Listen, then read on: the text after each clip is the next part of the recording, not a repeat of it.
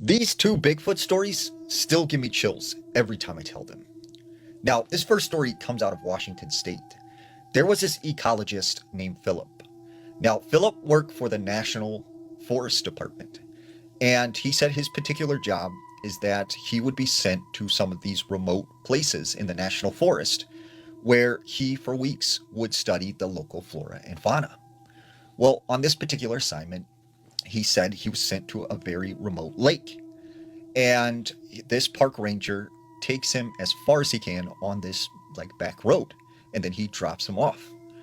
From there, he sets off on foot and he hikes 20 miles to this clearing on the side of a hill that is right next to this lake.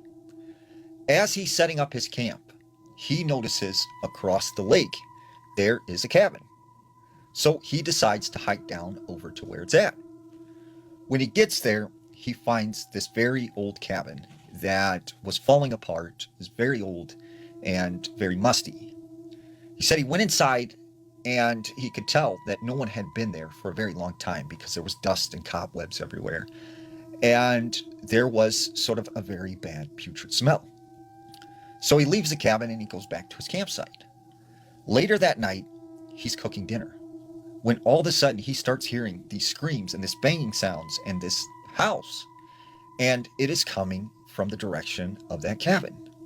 And he's like, like I didn't think anyone was there. Like I searched that place. No one was there at all. So he hikes down in the middle of the night and he sneaks over to the cabin and he gets within a good distance to where he can see the perimeter.